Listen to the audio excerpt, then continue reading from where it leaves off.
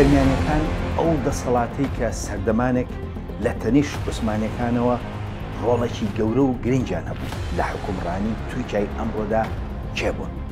لەگەڵمان بۆ تێگەیشتن لەم مژارە تایبەت.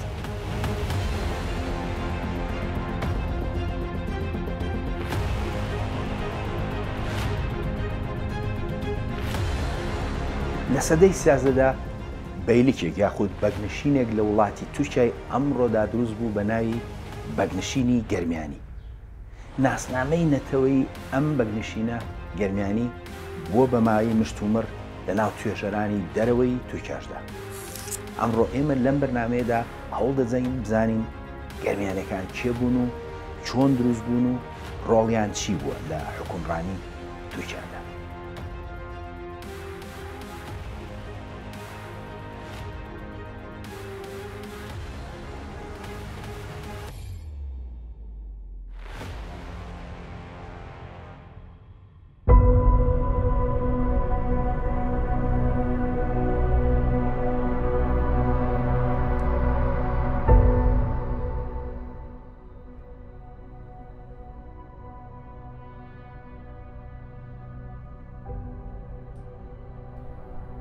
بۆ لێکۆڵینەوە لەم بابەتە پێویست بە بەڵگە و توێژینەوەی هەمەجۆر دەکات. باشترین شوێن بۆ توێژینەوە لە بابەتەکە تورکیایە.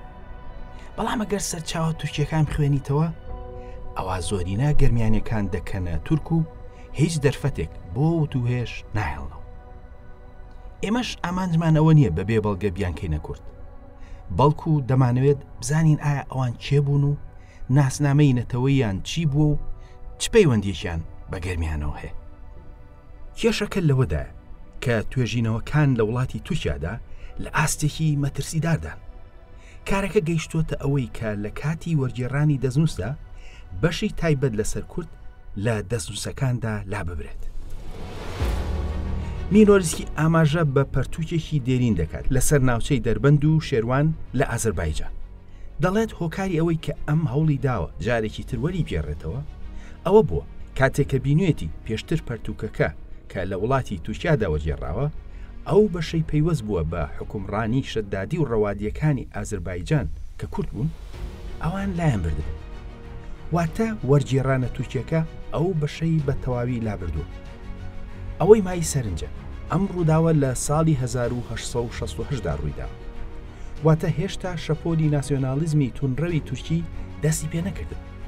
ڕاستە ناسیۆنالیزم لە تورکیادا ئەو کات دەستی پێکردبوو، بەڵام هێشتا نەگەیشتووە ئاستێکی تون. کەواتە دواتر کە ناسیۆنالیزمی تورکی لە سەدەی 20دا تونتر بوو، بە دڵنیایی کاری زۆر خراپتریش کراوە بێ ئەوەی کە کەس پێی بزانێت. واتە لەوانە بوو گەر مینۆریسکی پێی نەزانی بە هەتاوەکو ئەمڕۆ ئەم بابەتەی پەیوەست بە ئازەربایجان وەک خۆی مایەتەوە. ئەم ڕووداوانە دەمان خەنە گومانەوە بەرامبەر بە زۆر شت.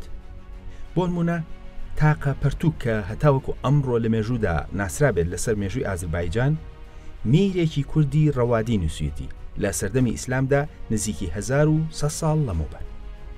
ئەوان حکمی ئازەربایجانیان کردووە و لە سەرچاوەکاندا بە ساحیبە ئازەربایجان واتە خاوەنی ئازەربایجان ناویان هاتووە و مێژووەکەشیان نووسیوە.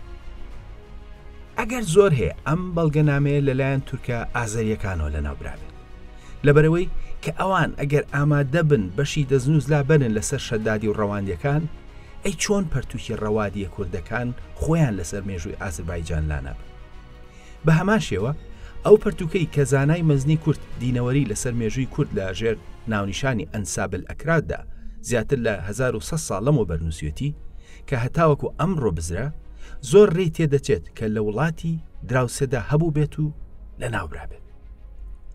جگە لە شاردنەوە و لە ناوبرنی بەڵگەنامە لەسەر کورد، تورکەکان لە ئاستی زانگۆ و دەستگا ئەکادیمیەکاندا مێژووی کورد وێران دەکەن. وەک ڕوون بووە توێژینەوە لەسەر هەر بابەتێک کە پەیوەندی بە کوردەوە هەبێت و لە وڵاتی تورکیادا بێ ئاسان نییە. ئەوەش لەبەرەوەی بەڵگەنامەی ڕوونمان هەیە کە لە وڵاتەدا بەڵگەنامە شاراوەتەوە و بە دڵنیاییش بەڵگەنامە فەوتێنراوە. خۆشبەختانە ئەمڕۆ لە جیهاندا خەڵکانێکن کە بە دوای لێکۆڵینەوەی زانستیەوەن و لە هەوڵی ساکردنەوەی ناسنامە و مێژووی گەرمیانیەکاندان. بەڵام ئێمە پێشەوەی بچینە سەرە و بابەتە دەبێت سەرەتا بە ئامانجی تێگەیشتنێکی قوڵتری گەرمیانیەکان بزانین تورکەکان چۆن هاتوونەتە سەر و خاکەی کە ئەمڕۆ بە تورکیا ناسراوە. ئەگەر سەیری ئەم نەخشەی ئیبن ئەلوەردی بکەین کە نزیکی 700 ساڵ لەمەوە بەرکێشراوە، ئەوە بەشێک لە چیرۆکی تورکەکان دەکەوێتە ڕوو. وەک دەبینرێت خاکی تورک بە پێی نەخشەکە لای چینەوە بووە. کەچی 300 ساڵ پێش ئەوە نەخشەکەی کەژغەری دەبینین کە خۆی بە بنەچە تورک بووە. لە نەخشەی ئەم پیاوە تورکەدا کە لە ساڵی 1076دا کێشاوە، کورد هەر لە هەمان شوێنی خۆیدایە. واتە تورک لە بنەچەدا لە ناوچەیەکی دوورە دەستی ئاسیا دەژیان نزیک لە مەنگۆلیا و چین و ئەو وڵاتانە. هەر لەبەر ئەوەشە ڕوخساری تورکی ڕەسەن ڕوخسارێکی ئاسیاییە نەک ڕۆژهەڵاتی. یەکێک لەو کەسانی کە ئاماژە بەوە دەکات گەڕۆکێکی ئیسپانیە کە لە ساڵی 1973دا لە ئیسپانیاوە دەگاتە ڕۆژهەڵاتی ناوەڕاست و ماوەیەکیش لە بەغدا دەمێنێتەوە. ئەو کاتە وێنە نەبووە و بۆ ئەو یەکەم جار بووە کە تورک و خەڵکی ئاسیایی ببینێت. لە ئاماژە بە تورک دەڵێت ئەوان لوتیان نییە، بەڵکو لە دوو کونی بچووکەوە هەناسە دەدەن و هەموو جۆرە گۆشتێک دەخۆن، جا ئاژەڵی پاک بێت یان پیس. واتە تا 800 ساڵ لەمەوە بەریش ئەوان هێشتا تێکەڵی خەڵکی ناوچەکە نەبوون و هێشتا ڕوخساریان ئاسیایی بووە، هەروەک تۆ دێلا وەسفی ڕوخساریان دەکات. هەروەها لە سەرچاوە ئیسلامیەکاندا ئاماژە بە تورک و فەرهەنگیان کراوە. نزیکی 800 ساڵ لەمەوە بەر کاتێکە یاقوتی حەمەوی ئاماژە بە وڵاتی تورک دەکات، شتی سەیرتریان لەسەر دەڵێت. ئەو کاتە هێشتا مەغۆڵ نەگەیشتونەتە ناوچەکە، بەڵام خیاڵە تورکیەکان گەیشتون. یاقوتی حەمەوی دەڵێن پێغەمبەری ئیسلام دەڵێت ئەگەر تورک وازی لێهێنان وازیان لێ بهێنن. یاقوت کۆمەڵێک زانیاری زۆر لە سەریان دەدا سەبارەت بە کێوی بوونیان و کە چۆن کوور لە تەمەنێکی زۆر بچووکەوە ڕمێکی دەدەنێ و دەڵێن ڕۆژیان بۆ خۆت دابین بکە. چەندین چیرۆک و بابەتی سەیریان لەسەر دەڵێت. پوختەی قسەی یاقوتی حەمەوی ئەوێ کە ئەوان ڕەوەند و کێوی بوون و هیچ پیشەیەکیان نەبووە جگە لە شەڕ. دیارە گشتاندنی هیچ سیفەتێک بەسەر هەر نەتەوەیەکدا کارێکی زانستی نییە، بەڵام ئێمە لێرەدا ئاماژە بە قسەی یاقوتی حەمەوی دەکەین کە ڕێکدانەوەی ڕوانگەی خەڵکی ئەو سەردەمە بووە لەسەر تورکەکان. بەدڵنیایی زۆر نەتەوە بەهۆی هەلومەرجی جیاوازەوە شوێنی خۆیان بەجێهێشتووە، بەڵام تورک و خزمەکانیان وەک تەتەر و تورکمان و مەغۆل و ئەوانی تر زیاتر ئەویان کردووە. ئەوەش لەبەرەوەی کە بەگشتی ئەوان ژیانێکی ڕەوەندی ژیاون و پابەندی خاکێکی جێگیر نەبوون. ئەوان ئەگەری ئەویان زیاتر هەبووە کە شوێنی خۆیان بەجێبهێڵن و لە شوێنی تر بژین.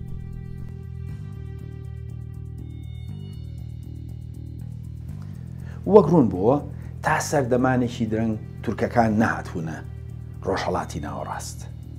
بەڵام بیرمان نەچێ ئەوان خەڵکانێکی کۆچەر بوون و ئەو ژینگە دژوارەی کە تێیدا بوون وای کردبوو کە خەڵکانێکی شەڕکەر بن و تا ڕادێکیش بێڕەحم بن. ئەوان خەڵکی هونەر و زانست و خوێندن نەبوون. ئەمە وای کردبوو کە چەندین دەوڵەت لە سەردەمی دێرینەوە سوود لە توانە سەربازیەکانی ئەوان ببینێت.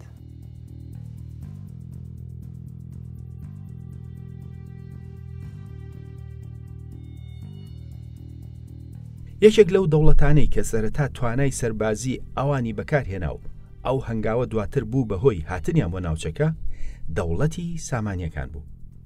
سامانیەکان دەوڵەتێکی سونی بوون لە خوراسان و ئەفغانستانی ئەمڕۆدا بوون.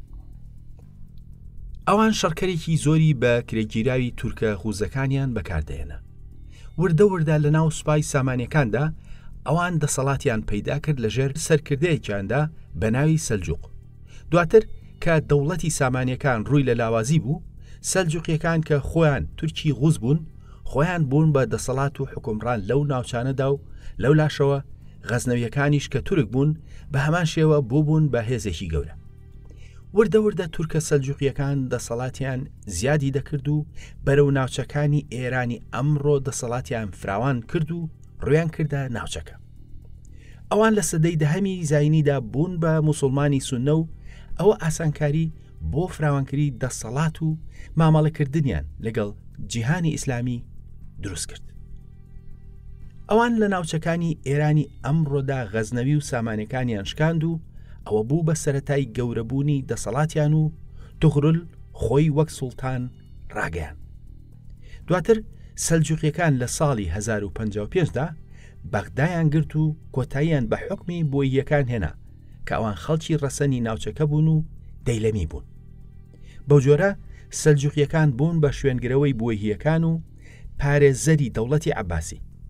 ئەمە وای کرد کە ببنە هێزی سەرەکی و دەست بکەن بە لاوازکردنی دەوڵەتەکانی ناوچەکە و کۆنتڕۆڵکردنیان.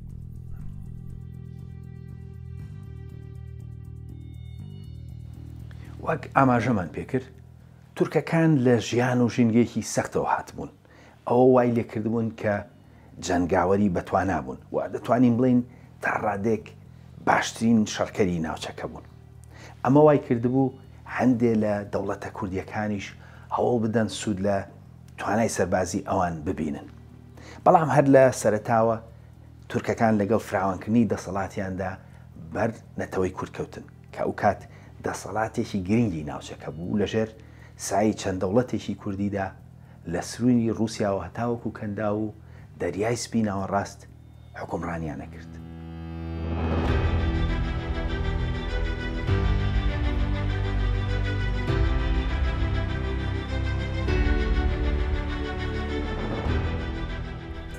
پێشگرتنی بەغدا لەلایەن سەلجوقیەکانەوە خێڵە تورکیەکان ژمارەیان لە ناوچەکەدا ڕۆژ بە ڕۆژ لە زیابووندا بوو. بۆ نمونە لە نێوان ساڵانی 1930 تا 1940دا شەپۆلێک لە تورکمانی عراقیە ڕویان کردە ئازەربایجان کە ئەو کات کورد حکمی دەکرد. سەرەتا میری کوردی ئازەربایجان وەسوزانی ڕەوادی ویستی وەک شەڕکەری بەکرێگیرا و سوودیان لێ ببینێت. ئەو خستنیە ژێرباڵی خۆی و ژنیشی لێهێنا، بەڵام ئەوان خێڵی کێوی و سەرکێش بوون، بۆیە لە ناو ئازەربایجاندا کەوتنە ڕاوەڕوت. ئەوە وای کرد کە وەسوزانی ڕەوادی بڕیار بدات ئەوان لەناوبەرێن. لە دانیشتێکدا سەرکردەکانی لەناو بردن و لە ئازەربایجان دەری کردن. ئەم هەنگاوەی ئەو بووە هۆی ئاشبوونەوەی لەگەڵ میری کوردی شەدادی کە دواتر سەردانی یەکتریان کرد و قەترانی شاعری ئازەربایجان شعرێکی تایبەتی لەسەر ئەم ڕووداوە گرنگە نووسیوە. دیارە ڕەوەندی و شەدادیە کوردەکان وردە وردە هەستیان بە مەترسی تورکان کرده بوو لە ناوچەکە، بۆیە لە ئازەربایجان دەریان کردن. بەڵام شەپۆلی خێڵە تورکەکان بەردەوام بوو سەلجوقیەکانی ڕویان دەکردە ناوچەکە.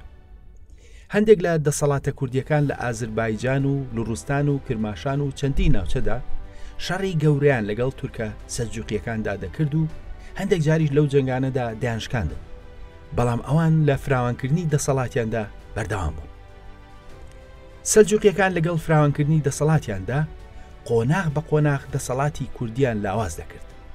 سەرەتا دەبوو لە مزگەوتەکاندا بە ناوی ئەوانەوە تار بخوێنرێتەوە و باجیان لەسەر دادەنان و باجەکەشیان لەگەڵ تێبەڕبوونی کاتدا زیاد دەکرد. بەو جۆرە دەوڵەتەکانی وەک هەیاری، ئەنازی، هەزەبانی، شەدادی، ڕەوادی و چەندین دەوڵەتی کوردی کەوتنە هەمان هەلومەرجەوە. بەو جۆرە دەوڵەتی سەلجوقی بوو بە دەوڵەتی سەرەکی ناوچەکە و ئەمە بوو بەهۆی فشار لەسەر دەوڵەتە کوردیەکە. لەو سەردەمەدا کورد چەند دەوڵەتێکی هەبوو، بەڵام فارسەکان دەوڵەتێکی ڕوونی فارسیان نەبوو. لەبەرەوە لە کاتی فراوانکردنی دەسەڵاتیاندا سەلجوقیەکان بە شێوەی جیاواز بەر دەوڵەتە کوردیەکان دەکەوتن و ئەم پرۆسەیە بە شەڕ و بەڕێکەوتن قۆناغ بە قۆناغ زۆر جار لە بەرژەوەندی سەلجوقیەکاندا کۆتایی داهات. پرۆسەی فراوانکردنی دەسەڵاتیان هەمووی شەڕ نەبوو، بەڵکو ڕێکەوتنیش لە بەرژەوەندی هەردوو لا دەکرا. بۆ نمونە لە کاتی فراوانکردنی دەسەڵاتیان بەرەو باکووری کوردستان بەر دەوڵەتی مەروانی یاخود دۆستەکی دەکەوت. ئەم دەوڵەتە پەیوەندیەکی بەهێزی لەگەڵیاندا بۆ مانەوە ڕاگرتە بوو. مەروانیەکان لە ڕێگای دیاری گرانبەها و دیبلۆماسیەت دەیانویست هاوسەنگیەک لەگەڵیان ڕابگرت. لەبەرەوە زۆر جار هێزە کوردیەکان لە جەنگەکانیاندا لەگەڵ دوژمنەکانیان بەشدار دەبوون. هەندێک جار ئەوە بەشێک بوو لە ڕێکەوتنی سەلجوقی و دەوڵەتە کوردیەکان. بەو جۆرە دەوڵەتەکانی هەیاری، هەزەبانی، شەدادی، مەروانی، ڕەوادی و چەندین دەوڵەتی تر بوون بە بەشێک لە ئیمپراتۆریەتی سلجوقی ڕۆژ بە ڕۆژ سەلجوقیەکان دەسەڵاتیان بەو جۆرە ڕووی لە هەڵکشان بوو. لە ساڵی 1970دا لە جەنگێکی گەورەی مێژووییدا سەلجوقیەکان سوپای بێزەنتیان شکان. ئەو شەڕە بووە هۆی سەرەتای چوونی سەلجوقیەکان بۆ تورکیای ئەمڕۆ. هەرچەندە مەروانیە کوردەکان بەشدار بوون، بەڵام پاش چەند ساڵێک لەو جەنگە سەلجوقیەکان کۆتاییان بە حکمی مەروانیەکان لە باکووری کوردستان هێنا کە یەکێک لە دەوڵەتە هەرە گرنگەکانی کورد بوو. گرنگی ئەو دەوڵەتە کوردیە لەلایەنی ئاوەدانی و دەسەڵات و گەشە سەندندا ئاماژەی پێکراوە. سەلجوقیەکان دەسەڵاتیان ڕووی لە هەڵکشان بوو، بەڵام بێکێشەش نەبوو. زۆر جار ململانی ناوخۆی نێوان خۆیان دەبووە خۆی هەڵگیرسانی شەڕی گەورە. سەرڕایەوە سەلجوقیەکان لەسەر خاچی ڕۆم دەسەڵاتیان بەهێزتر دەبوو و دواتر ناوەندێکی دەسەڵاتی بەهێزیان دروست کرد بە ناوی سەڵتەنەتی ڕۆمەوە.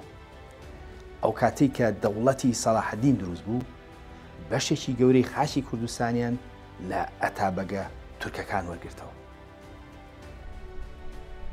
سەلجوقیەکان سەڵتەنەتێکی بەهێزیان لەسەر خاکی ڕۆم و تورکیای ئەمڕۆدا دروست کرد بوو. ئالەو سەردەمەدا دەوڵەتی کوردی ئەیوبی لە میسرەوە دامەزرا. دواتر ئەم دەوڵەتە کوردیە لە ساڵی 1970ەوە دەستی کرد بە فراوانکردنی دەسەڵاتی و بەشێکی زۆری بۆ ناوچەکانی ژێر دەسەڵاتی سەلجوقیەکان بوو کە ئەو کات بە ناوی ئەتابەگەوە حکمیان دەکرد. سەلاحەدین لە ماوەیەکی کەمدا سووریا بەگشتی، ئەمجا سەنجار و حەران و چەندین شوێنی تری کوردی لەوان وەرگرتەوە. دواتر موسڵ و هەولێریان کردە وابەستەی خۆیان. بەو جۆرە ئەیوبیەکان توانیان دەسەڵاتی سەلجوقی و پاژماوەکانیان لە باشووری کوردستان و بەشێکی باکووردا لاواز بکەن و لە هەندێکیاندا بە تەواوی نەیهێڵن. سەلاحەدین بە شێوەیەک بەهێز بوو ئەبوفیدا لە زمانی ئیبن ئەسیرەوە دەگێڕێتەوە و دەڵێت کاتێک سوڵتان سەلاحەدین سوار بوو بۆ ماڵئاوایی لە موعیزەدین قەیسەرشای سلجوقی، موعیزەدین بۆی دابەزی. سوڵتان سەلاحەدینیش لە سواری دابەزی. کاتێک سوڵتان سەلاحەدین ویستی سواری ئەسپەکەی بێت، قەیسەرشا هاوکاری دەکرد لە سواریدا و عەلادینی کوڕی عیزەدین مەسعود خاوەنی مووسڵ لەگەڵ سوڵتان بوو. پاشان ئەو واتە عەلادین جلەکانی سوڵتان سەلاحەدینی ڕێکردەوە. هەندێک لە ئامادەبووان لە دڵی خۆیاندا دەیانگوت: ئەی کوڕی ئەیوب، ئیتر چی ماوە بیخوازی؟ پاشاکی سلجوقی سواری ئەسپت دەکات و کوڕی ئەتابەک زەنگی جلەکانت ڕاز دەکاتەوە. ئەمە ئاسی گەورەبوونی دەسەڵاتی سەلاحەدین و کاریگەری لە ناوچەکەدا دەخاتەڕ.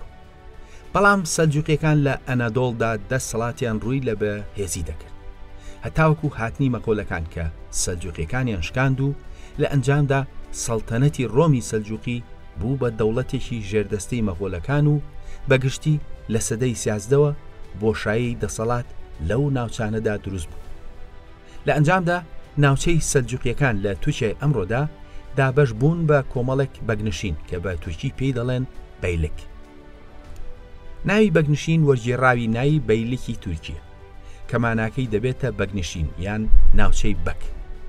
واتە کە دەگوترێت بەگنشین مەبەز لەو یەکە ناوچەیانەیە کە لەو وڵاتەدا دروست بوون. ئەو بەگنشینانە لە سەرەتای بڵاوبوونەوەی دەسەڵاتی سەلجوقیەکان لە ئەنەتۆڵیا دروست بوون، بەڵام ئەوان سەرەتا لەژێر دەسەڵاتی سەڵتەنەتی سەلجوقی ڕۆمدا بوو. لە ساڵی 1308دا کە سەڵتەنەتی ڕۆمی سەلجوقی کۆتایی هات، ئیتر بەگنشینەکان بوون بە دەسەڵاتی سربەخۆ. سەردەمانێک ژمارێک لەو دەسەڵاتانە لە ناوچەکەدا هەبوون. یەکێک لە بەهێزترینیان گەرمیانیەکان بوو کە ناوچەی کوتاهیە ناوەندی دەسەڵاتیان بوو.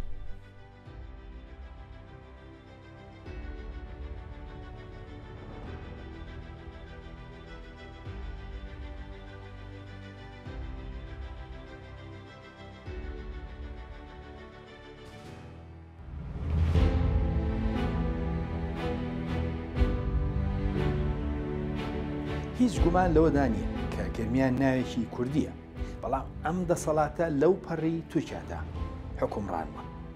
پرسیارەکە ئەوەیە ئایا ئەوان لە گەرمیانی باشوورۆ چوونەتەوێ بۆ حکومڕانی و چەندین پرسیاری تریش دێتە ئارەوە کە پێویستیان بە وەڵامدانەوە هەیە. پێشەوەی وەڵامی و پرسیاران بدەینەوە، پێویستمان بەوەیە کە تێبگەین ناوی گەرمیان خۆی لە چی هاتووە. ناوی گەرمیان یەکێکە لە ناوە هەرە دێرینەکانی کوردستان کە لە سەرچاوە دێرینەکاندا هاتووە.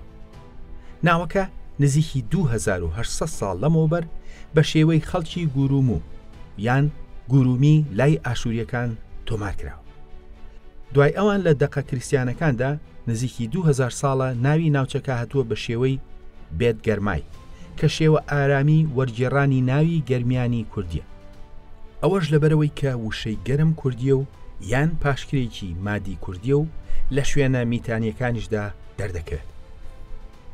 ئارامیەکان تەنها بەشی گەرمی ناوی گەرمیانیان بە نیوەی وەرگێڕاوە و یان کراوە بە بێت و لە ئەنجامتا لای ئەوان بووە بە بێت گەرمای.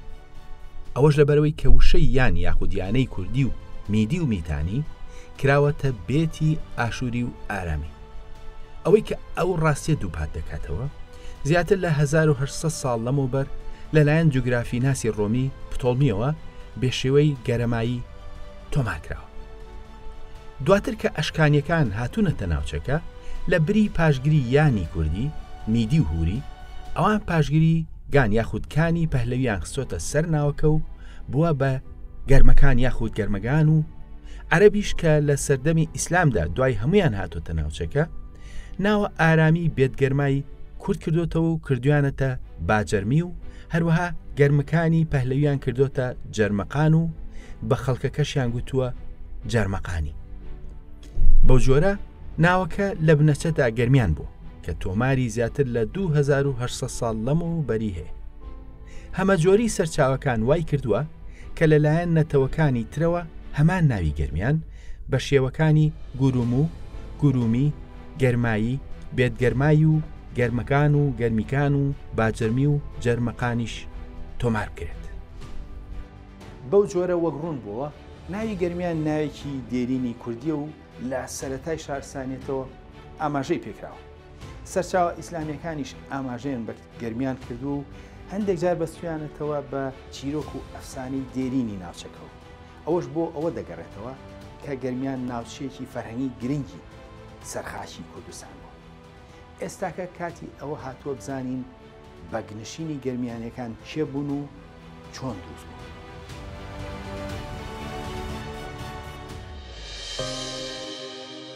بەگنشینی گەرمیان شان بەشانی چەند بەگنشینێکی تر لە وڵاتی تورکیای ئەمڕۆدا حکومڕان بوون و ئەوان دراوسەی عوسمانیەکان بوون و ئەو کات عوسمانیەکان بەگنشینێکی ئاسایی بوو.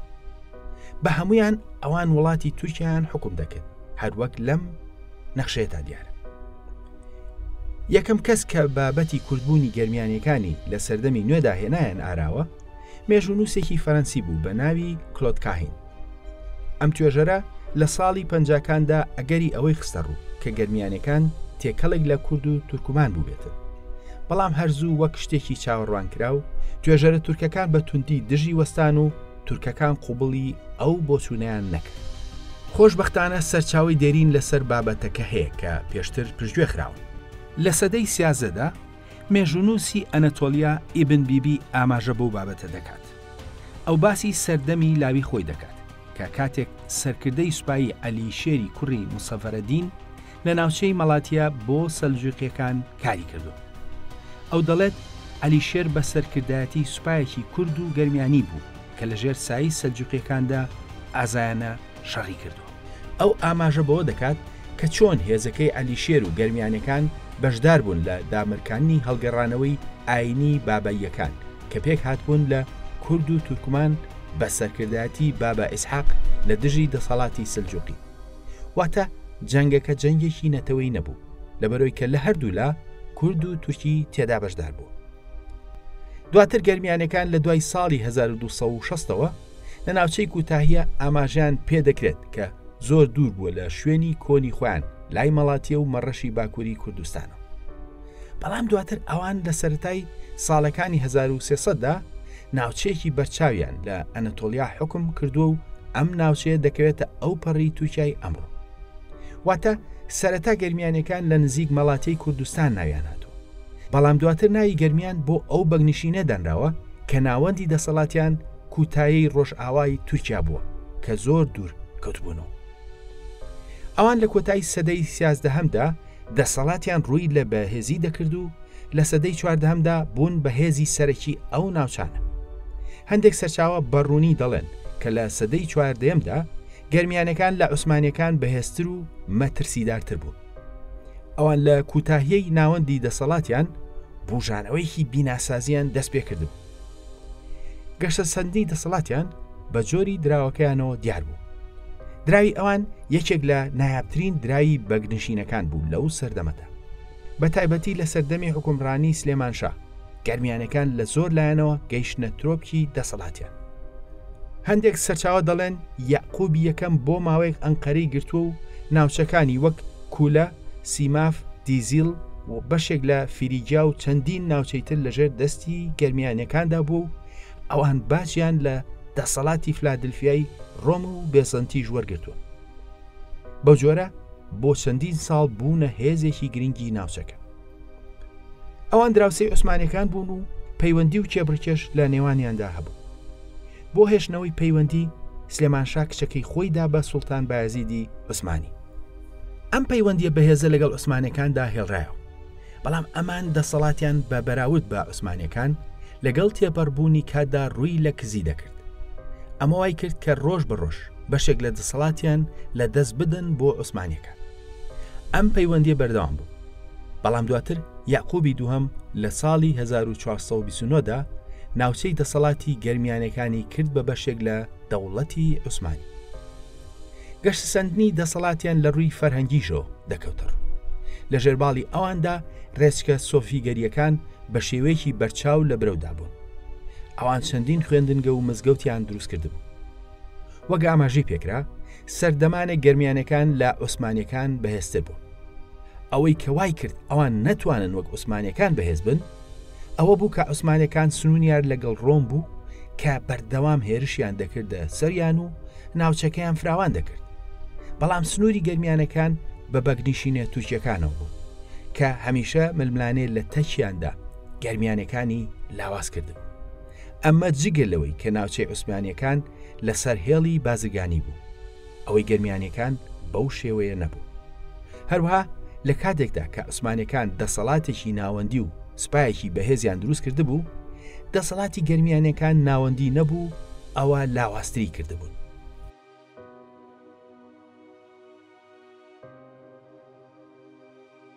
گەرمیان ناوەکەی کوردیە، بەڵام ئایا ئەم بەگنشینە کوردی بووە؟ ئایا سەرچاوەکان چیمان پێ دەڵێن سەبارەت ناسنامەی نەتەوەی ئەم بەگنشینە؟ لە هەل و مەرجی توێژینەوە لە وڵاتی تورکیادا وەڵامدانەوەی ئەم پرسیارانە تۆزێک ئاڵۆزن. لە سەرەتای ئەم بەرنامەیەدا ئاماژەمان بەوە کرد کە ئەوان خەڵکی کوردستان بوون، بەڵام زۆربەی ئەو سەرچاوانەی کە ئاماژەی پێکردوون وەک بنەچێکی SD ئاماژەی پێکردوون، لەبەرەوەی کە ئەوان بە هەواداری یەزیدی کوڕی مەعاویە ناویاناتوە کە لەو سەردەمەدا وەک ئاماژەیەک بە ئێزدیەکان لە سەرچاوەکاندا باس دەکرا. لە تەکیشیاندا هەندێک لە تورکمان هەبوون. ئەو ڕاستیە ئیبن بەتوتە ئاماژەی پێکردووە کاتێک کە دەچێتە ناوچەکان لە کوتاهیە، واتە ئەوان لە کوتاهیەش هەر هێشتا ئێزیدی بوون. لە ڕووی ئاینی و فەرهەنگیەوە تورک و تورکمانەکان هەژار بوون، لەبەرەوە کەوتبوونە ژێر کاریگەری سەرکردە ئاینیە کوردیە جیاوازەکانی ئەو سەردەمەوە. گەربیانیەکانیش گروپێک بوون کە ئاینی ئێزدی باڵی بەسەردا کێشا بوون کە ئەو کات ڕێچکەی سۆفیگەری عەدەویشی تێکەڵکرا بوو. ئەمە وای کردبوو کە پەیڕەوانی ئاینەکەی لە دەرەوەی نەتەوەی کووردا بۆ دروست ببێت. ئەو تورکمانانەش کە لەگەڵیاندا بوون لەژێر ئەو کاریگەریەدا بوو. ئەمڕۆژ هەمان کاریگەری ئەو ڕابردوویە کە عەلەویە کورد و تورکەکان بەیەکەوە دەبەستێتەوە. هەروەها لەگەڵ یارسانەکانیش ئەوە ڕوویداوە. تورکە ئازەریەکان بەشێکی بەرچاویان هەواداری شای هەورامان سوڵتان سەحاکی بەرزەجین و دێن سەرداری مەزارگەکەیان دەکەن.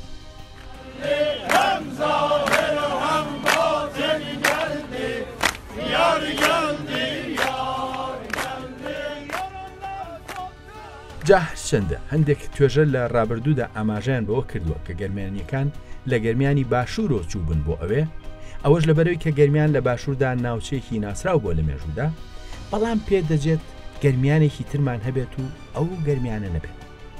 نەتەوەی کورد لە سەرەتای مێژووە کۆمەڵگە و ناوچەکانی کردووە بە دوو بەشی سەرەکیەوە. وەک کۆمەڵگە دوو بەشەکە بریتی بوون لە ڕەوەند و نیشتەجێ. لە هەمان کاردا ناوچەکانیش لەسەر بناغی ڕەوەندی پۆلێن کراوە. لە کاتێکدا کە هەندێک ناوچە پێی دەڵێن گەرمیان یان گەرمەسێر و ئەوی تریان کوێستان. لە هەندێک ناوچەی تر گەرمیان بەرامبەر زۆزانە، واتە زۆزان و کوێستان هەماشتن. لە کاتێکدا کە لە باشووردا ناوچەیەکی تایبەت پێی دەڵێن گەرمیان، بەڵام ناوچە سارد و چیایەکانیش بە کوێستان ئاماژەی پێدەکرێت. لە ناو کرمانجەکاندا لە بری کوێستان دەگوترێت زۆزان.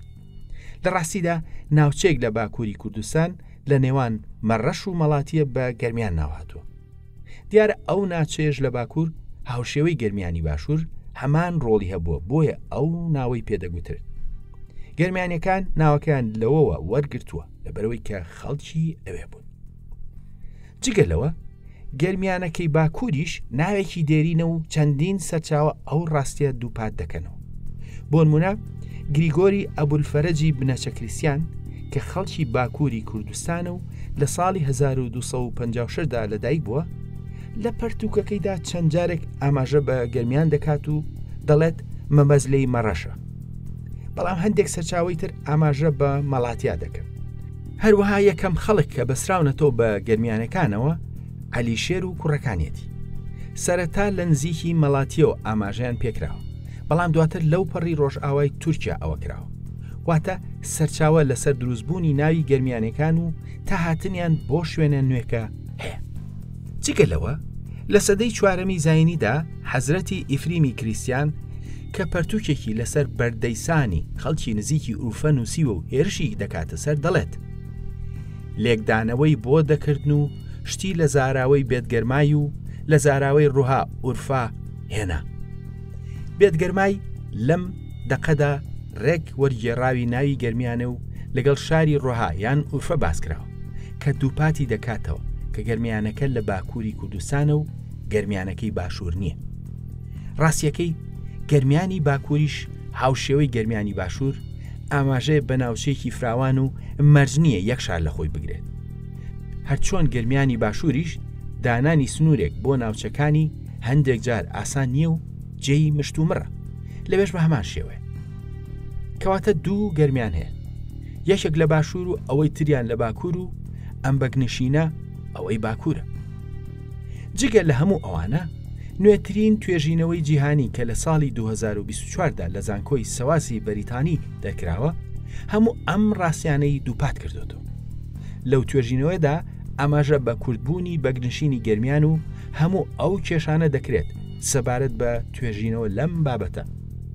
گەرمیانەکان دوای ڕوخانی دەوڵەتەکەشیان هێشتا وەک بنەماڵێکی گرنگ و کاریگەرمانەوە و هەندێک لە ئەندامانی بنەماڵەکە دوای لە دەستدانی دەسەڵاتی سیاسی خۆیان بە سەید لە قەڵەمدا، واتە لە بنەچەیەکی ئێزدیەوە کرانە سەید. ئەو ڕاستیە کە بنەماڵی بنەچە ئێزدی دواتر بنەچەی خۆیان گۆڕی بێت لەلایەن شەرەفخانی بەدلیسیەوە ئاماژی پێکراوە. بەو جۆرە بەگنشینی گەرمیان بەگنشینێکی کوردی ئێزدی بووە و هەندێک تورکمانیش هاوئاینیان بوون و لەگەڵیان بوون. سەرڕای هەموو ئەوانە ناسنامەی ئەم بەگنشینە گەرمیانیە کوردیە لە تورکیادا بە تەواوی شێوەنراوە. گومان لەوە دانیە کە بەگنشینی گەرمیان بەگنشینێکی کوردی بوو و ئەم بەگنشینە سەردەمانی دەسەڵاتێکی گرنگی سەرخاچی تورکیا بووە. هێز و دەسەڵاتی ئەم بەگنشینە لە زۆر لایەنی وەکو سەربازی، دارایی و بیناسازی و چەندین لایەنی تردا ڕەنگیدا بوو. بەڵام گەر توێژەرێکی فەرەنسی لە ساڵی پەنجاکانی سەدەی ڕابردوودا ئەم بابەتەی نەوروژاندە، لەوانە بوو هەتاوەکو ئەمڕۆ ناسنامەی ئەم بەگنشینە کوردیە بە شاراوەی مایەتەوە. ئەمڕۆ لە وڵاتی تورکیادا چەندین توێژینەوە لەسەر گەرمیانەکان کراوە، بەڵام تورکەکان لەو توێژینەوانەدا ناسنامەی کوردی گەرمیانەکان دەشارنەوە، لە بری ئەوە بە تورک لە قەڵەمیان دەدەن و مێژوەکەیان دەشێوێنن. لە ڕاستیدا بابەتی ناسنامە و مێژووی گەرمیانەکان ئەوەمان بۆ دەسەلمێنێت کە نەتەوەی کورد هەر خۆی نییە کە تووشی ئەنفال بووە، بەڵکو مێژوو فەرهەنگەکەشی دووچاریەوە بووەتەوە. ئامانج لەم بەرنامەیە ئاشنابوون بوو بە گەرمیانەکان. ئەو دەسەڵاتەی کە سەردەمانێک ڕۆڵێکی گرنگیان هەبووە لەو دەوڵەتەی کە ئەمڕۆ بە تورکیا دەناسرێت. دواتر لە نووسینەوەی مێژووی ئەو وڵاتەدا ئەوان ناسنامەیەکی درۆینەی تورکیان بۆ دروست کراوە. لە ڕاستیدا پندێکی ئەفریقایی هەیە ڕێک گزارش لەم حاڵەتە دەکات. پندەکە دەڵێت هەتاوەکو شێر فێری نووسین نەبێت لە چیرۆکەکاندا هەر ڕاوچی پاڵەوانە. ئێمەش بە هەمان شێوە هەتاوەکو چیرۆکی مێژووی خۆمان نەینووسین ئەوە ئێمە لەو مێژووەدا بزر دەبین و خەڵکانێکی درۆینە دەکرێنە پاڵەوان. بەرنامەی خۆناسین لە هەر ئەڵقەیەکدا دەخوازێت مێژوو چیرۆکە بزربووەکانی ئەم نەتەوەیە بە خۆمان و نەوەکانمان بناسێنێت. نەتەوەیەک کە مێژوو چیرۆکەکانی هێندەی دەریایەک فراوانە. تا بەرنامەی تر خواتان لەگەڵ.